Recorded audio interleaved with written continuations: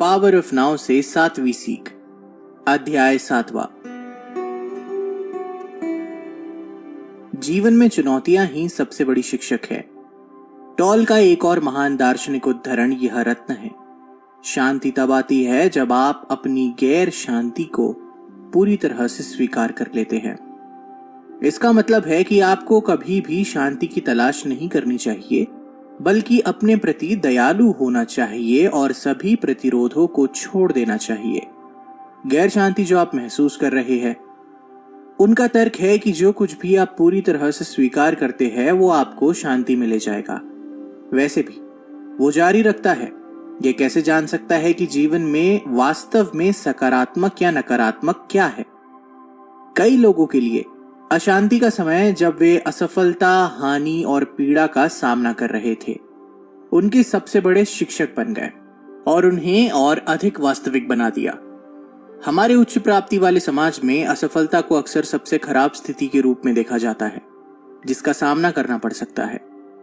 असफलता को सीखने और विकास के अवसर के रूप में अपनाने के बजाय जो लोग अपने जीवन के किसी न किसी पहलू में असफल होते हैं, वे अक्सर इसे एक अचल बाधा के रूप में देखते हैं, ये बताते हुए कि वे अपने कमजोरियों पर काबू पाने में सक्षम नहीं।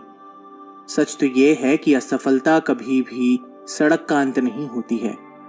यह केवल एक संकेतक है कि हमारे और हमारे जीवन के कुछ हिस्से हैं जिन्हें हम वांछित परिणाम प्राप्त करने के लिए और अधिक प्रयास करने की आवश्यकता है। ऐसा होने पर आपके जीवन में विफलता को स्वीकार करना महत्वपूर्ण है।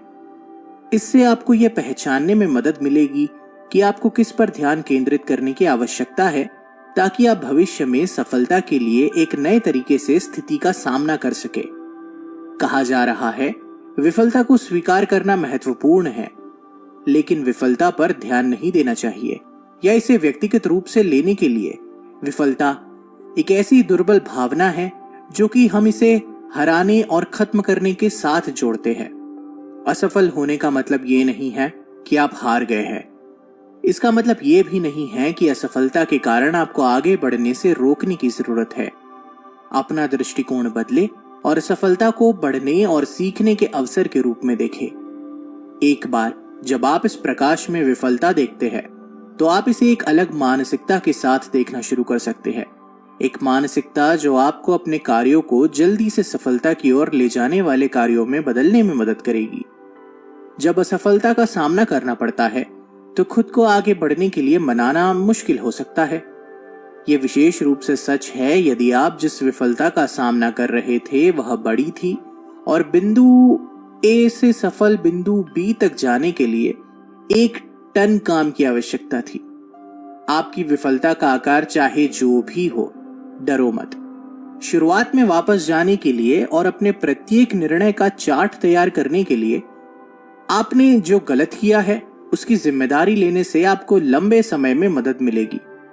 जब विफलता का सामना करना पड़ता है, तो आपकी पहली प्रवृत्ति विफलता को दूसरी दिशा में निर्देशित करने की हो सकती है।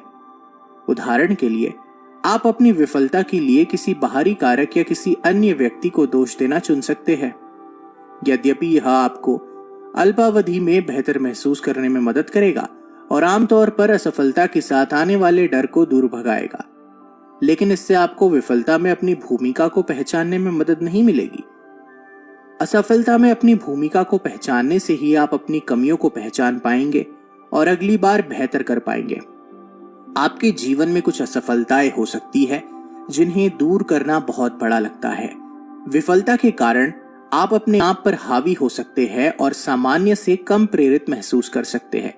ऐसे समय में यह याद रखना महत्वपूर्ण है कि असफलता दुनिया का अंत नहीं।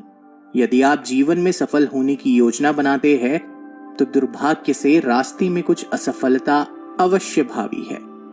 हाँ, आप निराश हो सकते हैं, साक्षात्कार में गड़बड़ी कर सकते हैं, उस ड्रीम यूनिकोर्स नौकरी या पदोन्नति से चूक सकते हैं, किसी व्यवसाय या संपत्ति की खरीद पर पैसे खो सकते हैं या एक ऐसे करियर में आगे बढ़ सकते हैं जिसके लिए आप उपयुक्त नहीं हैं। अच्छी खबर, जो कोई भी कभी भी सफल रहा है उसके रास्ते में बहुत सारी हिचकी, गलत कदम या फ्लैट आउट रिजेक्शंस हुए हैं। इतिहास के सबसे महान आविष्कारों में से एक थॉमस अल्वा एडिसन का बनाया गया बल्ब लीजिए। उन्होंने कहा था कि जीवन की कई असफलताएं वे लोग हैं जिन्हें ये नहीं पता था कि जब उन्होंने हार मान ली तो वे सफलता के कितने करीब थे। एडिसन, जिन्होंने गर्मागर्म प्रकाश बल्ब का आविष्कार किया और दुनिया के सबसे शुरुआती मोशन पिक्चर कैमरों में से एक, इन्होंने कभी भी अपने आप को चुनौती के नीचे नहीं दबने दिया। मैं असफल नहीं हुआ हूं। मैंने अभी अभी 10,000 तरीके खोजे हैं जो काम नहीं करेंगे जिससे बल्ब बनाया जा सके, उन्होंने कहा। प्रोफेसर माइकल लीटर, डीकिन में औद्योगिक और संगठनात्मक मनोविज्ञान के प्रोफेसर, मुझे लगता है कि अगर आप कुछ नया सीखना चाहते हैं तो आपको एक बेवकूफ की तरह दिखने के जोखिम को स्वीकार करना होगा, अन्यथा आप बस उन चीजों को करने जा रहे हैं जो आप पहले से ही करने में माहिर हैं। अगर आप जहां हैं वहां बहुत खुश हैं तो कोई बात नहीं। हालांकि कुछ लोग कुछ और पाने की इच्छा रखते हैं और कई और पाना चाहते हैं। इसलिए यदि आप असफल हो रहे हैं तो आप अपने सुविधा क्षेत्र से भी बाहर निकल रहे हैं और यह अंतिम सफलता के करीब एक कदम है। तो रास्ते में अपनी असफलताओं को स्वीकार करने का सबसे अच्छा तरीका क्या है ताकि वे आपकी सफलता की राह पर सिर्फ एक कदम पत्थर बन जाए? पहली बात यह हो सकती है कि दोष को स्थानांतरित करना बंद कर दे। द पावर ऑफ नाउ से 8वीं सीख, 8वां अध्याय। प्रवाह के साथ चले। ये न केवल चुनौतियां हैं जिन्हें हमें स्वीकार करने की आवश्यकता है, बल्कि अधिक सामान्यतः हमें जीवन के प्राकृतिक प्रवाह के प्रति समर्पण करने की जरूरत है। टॉल बताते हैं कि सफलता के चक्र होते हैं, जब चीजें आपके पास आती है और फलती फूलती हैं, और असफलता के चक्र जब वे मुरझा जाते हैं और आपको नई चीजों के उठने के लिए जगह बनाने के लिए या परिवर्तन के लिए उन्हें छोड़ना पड़ता है, उन्हें त्यागना होता है। वे बताते हैं कि जीवन के प्रवाह के साथ चलना सीखना है और यह पहचानना है कि असफलता हर सफलता में छिपी होती है और हर असफलता में सफलता। मेरे पिताजी सबसे अधिक आराम से और शांतचित्त लोगों में से मुझे एक पता है। प्रवाह के साथ जाने के लिए एक बड़ा वकील है। वह निश्चित रूप से अपने जीवन में उतार चढ़ाव से गुजरा है, लेकिन उन्होंने कभी उनका विरोध नहीं किया और वह उन सबसे खुश लोगों में से एक है जिन्हें मैं जानता हूं। जीवन के प्रवाह के साथ तालमेल कौन नहीं चाहेगा? अचानक जीवन इतना आसान लगता है और कठिन नहीं। आपके लिए दरवाजे अपने आप खुल जाते हैं और आप सीधे अंदर चले जाते हैं। यह गर्म पतले चाकू से मक्खन काटने जैसा है, कोई प्रतिरोध नहीं। फिर भी जब हम विरोध करते हैं कि जीवन हमें कहां ले जा रहा है, तो हम तनाव और गुस्सा पैदा करते हैं और चीजें हमें हर मोड़ पर विफल करने लगती है। अचानक आपको ऐसा लगता है कि आप बार बार ईंट की दीवार से अपना सिर पीट रहे हैं। तथ्य यह है कि आप वास्तव में हैं। जीवन ने उस ईंट की दीवार को एक कारण से खड़ा कर दिया है और आपको वहां नहीं जाना है, वहां नहीं रहना है या शामिल नहीं होना है। बात यह है कि जब हम किसी चीज को जबरदस्ती करते हैं तो हम भारी मात्रा में अपनी एनर्जी, अपनी ऊर्जा खर्च करते हैं और हमारे द्वारा लगाए हुए सभी प्रयास प्रवाह के खिलाफ जाने में लग जाते हैं। यहां तक कि अगर हम दृढ़ संकल्प के बल पर जीत जाते हैं तो अंत में हम जो भी पाते हैं वह उस रास्ते में निराशा है जिसे हमने खुद पर इतना मजबूर किया है। ऐसा इसलिए है क्योंकि वह रास्ता वास्तव में आपके लिए कभी भी बिल्कुल सही था ही नहीं। मैं अक्सर यह स्थिति अपने साथ काम पर होता हुआ पाता हूं। किसी भी कारण से मैं तय करता हूं कि मुझे एक निश्चित परियोजना पर होना चाहिए या मेरा करियर एक निश्चित दिशा में एक निश्चित तरीके से आगे बढ़ना चाहिए। फिर मैं इस परिणाम को लागू करने की कोशिश कर रहा हूं। मैं खुद को उन परियोजनाओं में शामिल करता हूं जहां लोग मेरी घुसपैठी से नाराज होते हैं, या मैं अपने प्रबंधक के साथ किसी ऐसी चीज के बारे में जोर देता हूं जो उसे मेरा समर्थन करने से रोकता है, या जाने अनजाने में मैं अपने सहयोगियों और उनकी आकांक्षाओं को अपनी अंधी महत्वाकांक्षा में दबा देता हूं। जो काम सहयोगी, मित्रता और समर्थन को बर्बाद कर देता है। देखिए, प्रवाह के विरुद्ध जाना वास्तव में स्वयं के विरुद्ध जाना जैसा है। यह वास्तव में आप जो चाहते हैं उसके विपरीत काम करता है। जब हम इसके बजाय प्रवाह को खोजने की कोशिश करते हैं और फिर उसके साथ जुड़ जाते हैं तो जीवन खुल जाता है। जब मैं अपने सहयोगियों को मुझे एक परियोजना में आमंत्रित करने की अनुमति देने के अवसरों की तलाश करता हूं या अपने प्रबंधक को अपने करियर की आकांक्षाओं पर चर्चा करने देता हूं तो मुझे बेहतर परिणाम मिलते हैं। मुझे लगता है कि बेहतर अवसर खुलते हैं और जिन परियोजनाओं के बारे में मैंने नहीं सोचा था वे वास्तव में एक बेहतर फिट थी। अनुमति शब्द पर ध्यान दें। जब हम बहते हैं तो हम चीजों को होने और स्वाभाविक रूप से प्रकट होने की अनुमति देते हैं जैसा कि वे होने के लिए है, और हम इस तरह से बहुत बेहतर परिणाम प्राप्त करते हैं। प्रवाह के साथ जाना कुछ आदतों और सोचने के तरीकों को विकसित करने के बारे में है जो हमें हमारे जीवन में अनुमति के विस्तार के लिए खोलते हैं। परिणामों से ना जुड़े, अपने जीवन के पर्यवेक्षक बनने के लिए तैयार रहे बनाम इसे निर्देशित करने का प्रयास करे। जीवन आपको कहां ले जाता है इसके लिए आभार व्यक्त करें। जब हम इस बात की सराहना करते हैं कि जीवन हमारे लिए क्या कर रहा है और यह हमें जिस दिशा में ले जाता है उसके लिए आभार व्यक्त करिए तो हम इसके साथ अधिक तालमेल बिठाने लग जाएंगे। जान ले कि सिर्फ इसलिए कि आप जीवन में कुछ चाहते हैं इसका मतलब ये नहीं है कि अगर आपको आसानी से नहीं मिल रहा है तो आपको वो कभी नहीं मिलेगा। कभी कभी ये समय के बारे में होता है। गौर कीजिए कि मछली का स्कूल पानी में कैसे काम करता है।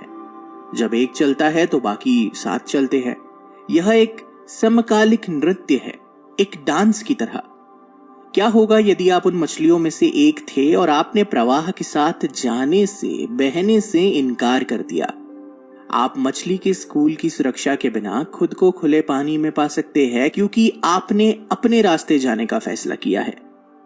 जीवन ऐसा ही है।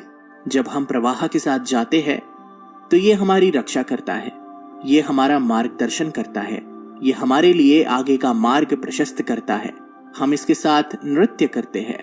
जब हम प्रवाह के खिलाफ जाते हैं तो हम खुद को खुले और संभावित खतरनाक पानी में उपकरणों पर छोड़ देते हैं। जीवन के प्रवाह के साथ साझेदारी खोजें और उसे अपनाएं, तब चीजें आपके पास आती है।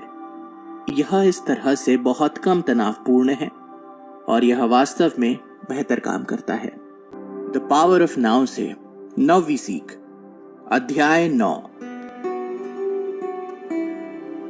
सकारात्मक कार्रवाई के लिए नकारात्मक प्रतिरोध की अदला बदली करें। टूल की नजर में नकारात्मकता एक पूरी तरह से अप्राकृतिक भावना है जो हमें और अधिक उपस्थित होने के लिए एक अनुस्मारक के रूप में काम करना चाहिए। उनका तर्क है ग्रह पर कोई अन्य जीवन रूप नकारात्मकता को नहीं जानता, केवल मनुष्य। वह एक शानदार सवाल करता है, क्या आपने कभी एक दुखी फूल या एक तनावग्रस्त ओक का पेड़ देखा है? और जवाब एक शानदार नहीं है।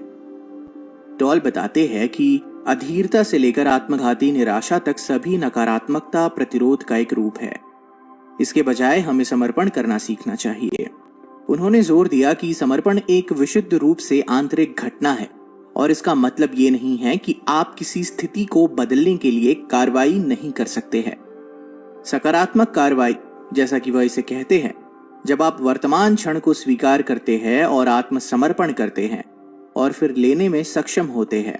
प्रभावी कार्रवाई, आप स्पष्ट रूप से देख सकते हैं कि क्या करने की आवश्यकता है और एक समय में एक कदम उठाए जो क्रोध, निराशा जैसी भावनाओं से उत्पन्न होने वाले नकारात्मक कार्यों से कहीं बेहतर है। हम में से अधिकांश समस्याओं के प्रति नकारात्मक प्रतिक्रिया करते हैं क्योंकि वे हमें आश्चर्यचकित करती है और हमें अनुत्पादक बनाती है। अगर हम अपनी विचार प्रक्रियाओं को बदलते हैं और इन समस्याओं को सीखने और बढ़ने के अवसरों के रूप में देखना शुरू करते हैं तो हम बेहतर संकल्प ले पाएंगे। जब आप किसी समस्या को तार्किक रूप से संसाधित करना शुरू करते हैं तो आपका दिमाग प्रभाव और संभावित प्रतिक्रियाओं के बारे में सोचना शुरू कर देता है। ये आपको समस्या को तोड़ने और समाधान के साथ आने की अनुमति देता है। समस्याएं दी जाती है, लेकिन हर समस्या में सिखाने के लिए एक नया सबक होता है। जब हम उन्हें सीखने के अनुभव के रूप में लेते हैं, तो हमारे दिमाग पर उनका कोई नकारात्मक प्रभाव नहीं पड़ता है।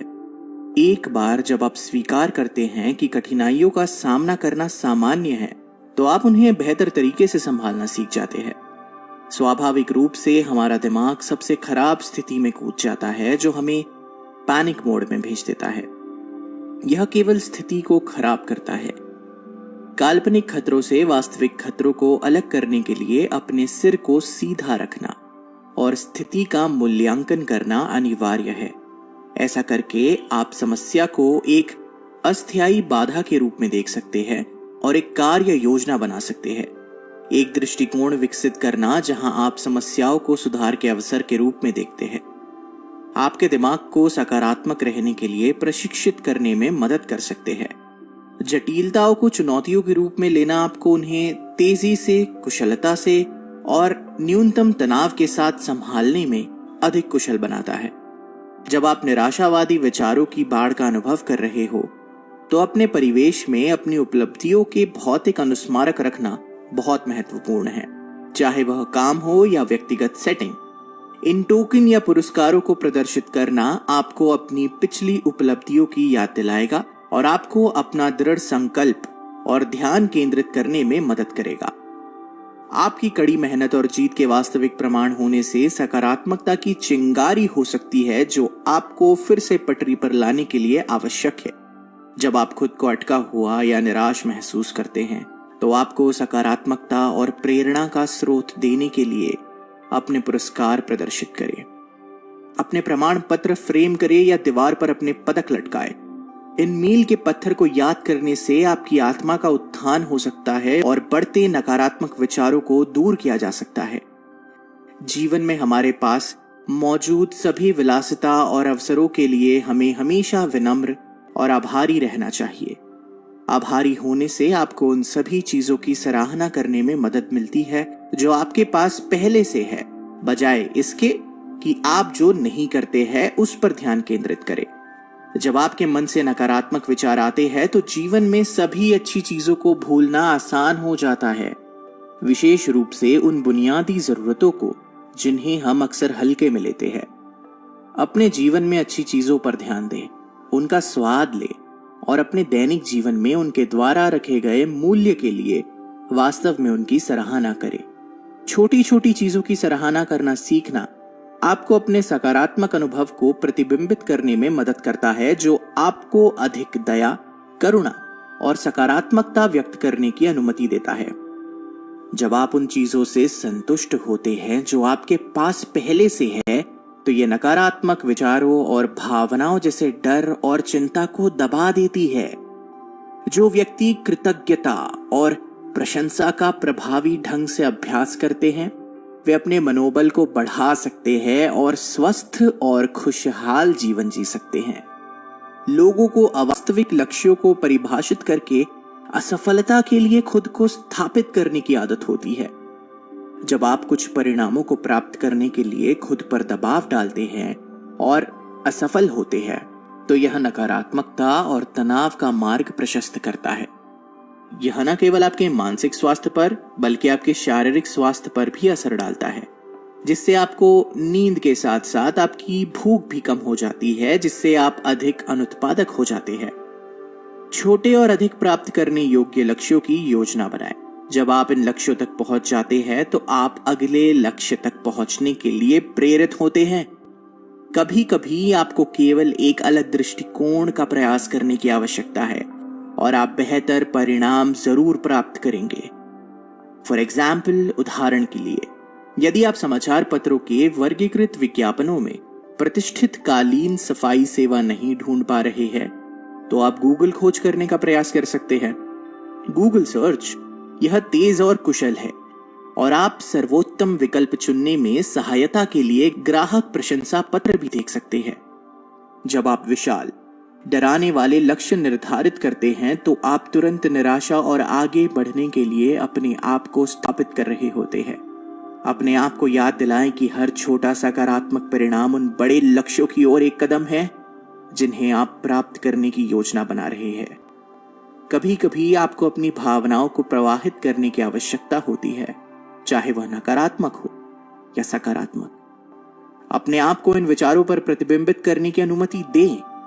अपने आप को सकारात्मकता की याद दिलाएं और सोचें कि आपके अनुभवों ने आपको कैसे आकार दिया है। Never lose your self worth. The power of now से 10वीं सीख, 10वां अध्याय। जब आप गहरे दर्द में हो तो अभी के सामने आत्मसमर्पण करें। जब आप विशेष रूप से दर्दनाक समय से गुजर रहे हो तो अधिक उपस्थित होना सीखना शायद सबसे महत्वपूर्ण है। टॉल बताते हैं कि आपको अपने दर्द का सामना करना चाहिए और इसे महसूस करना चाहिए, लेकिन इसके बारे में सोचे बिना या भावनाओं पर एक लेबल लगाने का प्रयास किए बगैर। तो भय, शोक, अकेलापन महसूस करें, साथ ही साथ सतर्क रहे और भावना में उपस्थित रहे। टॉल बताते हैं कि जब आप ऐसा करते हैं तो आप अंधेरे में प्रकाश ला रहे हैं, अपनी चेतना की लौ। दर्द वास्तव में दर्द को होने देने के लिए सबसे कठिन और सहज ज्ञान युक्त चीज की तरह महसूस कर सकता है। दर्द होने देना वास्तव में ऐसा कुछ नहीं है जिसे आपको बनाए रखने की कोशिश करनी है। यह अक्सर तब आ सकता है जब कुछ और काम नहीं करता है, जब यह स्पष्ट हो जाता है कि दर्द का प्रतिरोध है जो मदद करने के लिए कुछ नहीं कर रहा है। अक्सर प्रतिरोध और दर्द की अनुभूति इतनी परस्पर जुड़ी होती है कि वे एक सी लगती है, एक ही चीज। लेकिन दर्द के खिलाफ संघर्ष ही सबसे अधिक दुख पैदा करता है। खुशी के आने की उम्मीद न करें, नहीं तो आपको लगेगा कि आप उसे ढूंढ रहे हैं या उसके होने का इंतजार कर रहे हैं।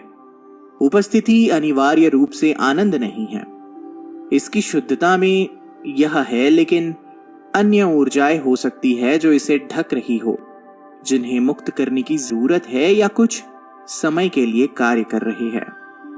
क्या आपको ऐसा लगता है कि जब दर्द उठता है तो उसके लिए अभी भी एक मजबूत प्रतिरोध है?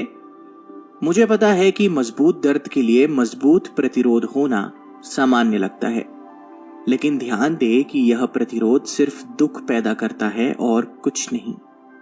बहुत से लोग इस विचार को अपने सिर के पीछे ले जाते हैं कि कोई प्रतिरोध नहीं का मतलब कुछ भी बेहतर नहीं होगा।